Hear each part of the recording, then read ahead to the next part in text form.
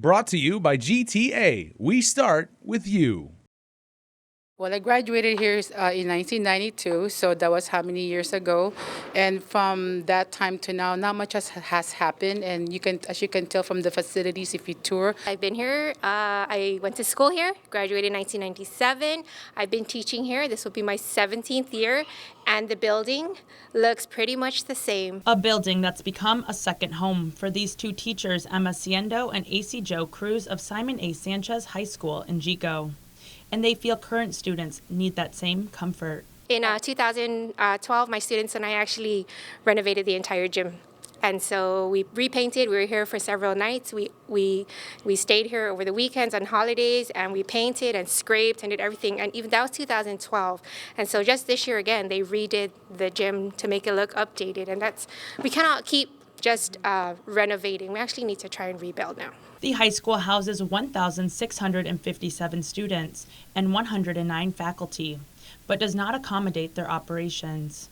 According to the principal, the school needs to be outfitted to meet the growing population. We do have some classrooms outside, which are normally our butler and temporary classrooms. So, of course, we want to make those permanentized, and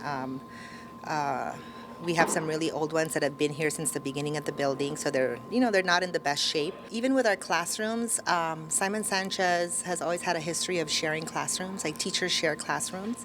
So of course we want to give our teachers at least their own classroom. One teacher took it upon herself to create an oath and address the issue.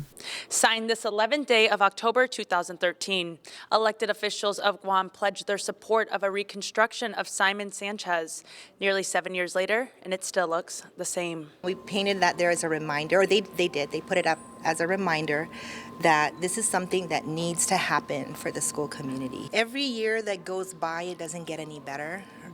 For Simon Sanchez, we're trying to maintain the facility that we have right now, but every year it gets harder and harder to maintain, especially with funding not increasing, right? It's always either at a status quo or decreasing.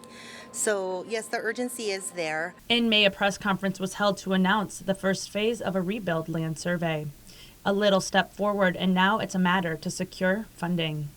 Guam Department of Education Superintendent Jon Fernandez says they are in active discussions with government lawmakers to ensure that the project moves along smoothly. The work around the solicitation is done, but we need to certify that funding's available. So we're at the end of a fiscal year, we're entering another fiscal year starting October 1st, and we're trying to make sure that we can certify that between $4 to $5 million is available to support that work. The next step is design work that takes about 9 months to complete.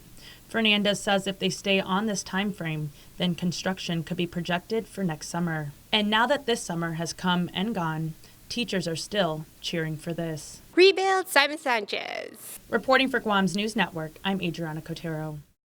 Brought to you by GTA. We start with you.